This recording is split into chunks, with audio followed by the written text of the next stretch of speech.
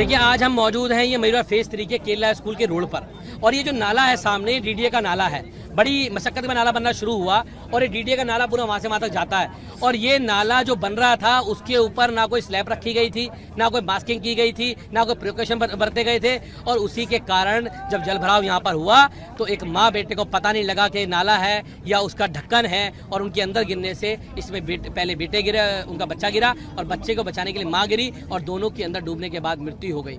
आज बड़े दुख के साथ मुझे कहना पड़ रहा है कि डीडीए की लापरवाही के कारण आज एक माँ और बेटे की जान चली गई। मैं आज एलजी साहब से कहना चाहता हूँ कि एलजी साहब ये तो वो विभाग है जो सीधा आपके अंदर में आता है, जिसको सीधा आपको रिपोर्ट करता है। एलजी साहब आप पीडब्ल्यूडी के काम देखते हो, आप एजबोर्ड के काम देखते हो, आप सब में घूमने का बड़ा शौक है आपको, लेकिन डीडीए के काम पे कभी नहीं घूमते हो एलजी साहब। ये तो सीधा आपके अंतर्गत आता है। मैं एलजी साहब से कहना चाहता हूँ, एलजी साहब आपने दिल्ली की जनता को परेशान करने का काम किया है। आपको कुर्सी पे बैठने का हक नहीं है, आप केवल भाजपा के लिए काम करते हैं, पॉलिटिकली काम करते हैं। आप तुरंत प्रभाव में इस्तीफा दें और जो दोषी अधिकारी हैं डीडीए के, उन डीडीए के अफसरों पे कार्रवाई करने का काम करें और उनके ऊपर ये हत्या का मुकदमा दर्ज करें, क्योंकि हादसा नहीं है, ये हत्या है। और उसका मुकदमा दर्ज करने का काम लेफ्टिनेंट गवर्नर करने का काम करें, और लेफ्टिनेंट गवर्नर को अपने पद पे रहने का वो अधिकार नहीं है। वो तुरंत प्रभाव में एलजी साहब इस्तीफा देने का काम करें और उस परिवार को न्याय मिले, उसको उचित मुआवजा मिले। उसकी मांग को लेकर परिवार के साथ हम रात को भी यहाँ खड़े थे, सुबह हॉस्पिटल में भी खड़े थे, और आज यहाँ बैठे हुए उसको न्याय दिलाने के लिए।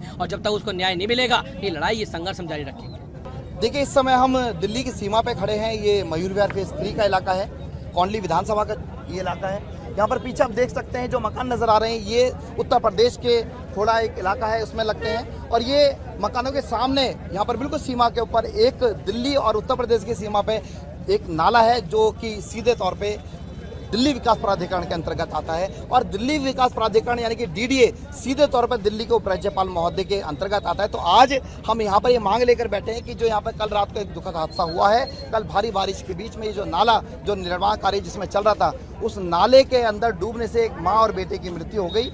उस पीड़ित परिवार के लिए न्याय दिलाने के लिए हम यहाँ पर डटे हुए हैं, और हमारी मांग है कि उस पीड़ित परिवार को मुआवजा मिलना चाहिए। साथ ही साथ इस प्रकार की घटनाओं की पुनरावृत्ति भविष्य के अंदर ना हो, इसके लिए भी एलजी साहब को कड़े कदम उठाने होंगे। और मुझे लगता है कि जो राजेंद्र नगर में दुखद हादसा हुआ था, वहाँ पर 3 छात्रों की जो दुखद मृत्यु हो गई थी, अगर वहाँ पर एलजी साहब ने कड़ा एक्शन लिया गया होता, अगर वहाँ पर उन्होंने जो दोषी अधिकारी हैं और दिल्ली के जो एमसीडी के कमिश्नर हैं उनके खिलाफ अगर सख्त एक्शन लिया गया होता, उनको सस्पेंड किया गया होता, तो इस प्रकार की घटना यहाँ देखने को नहीं मिलती। आज इस मांग को लेकर हम यहाँ पर बैठे हैं कि दिल्ली में आने वाले समय के अंदर इस प्रकार की घटनाओं की पुनरावृत्ति ना हो, उसको लेकर हमें अधिकारियों को टाइट करना पड़ेगा, अधिकारियों के खिलाफ सख्त एक्शन लेने की जरूरत है। लेकिन दुर्भाग्यपूर्ण है, दिल्ली का दुर्भाग्य है कि एलजी साहब जो काम ना करने वाले निकम्मे अधिकारी हैं, उनका हौसला अफजाई करने का काम करते हैं, उनके पदोन्नति करने का काम करते हैं, उनको अच्छे अच्छे जगह पर पोस्टिंग दी जाती है, और जो काम करने वाले ईमानदार अधिकारी हैं उनको काले पानी की सजा में दूर भेज दिया जाता है। तो आज दिल्ली की जनता ये सब देख रही है, और आने वाले समय के अंदर दिल्ली की जनता अगले चुनावों के अंदर इन सब चीज़ों का हिसाब करेगी।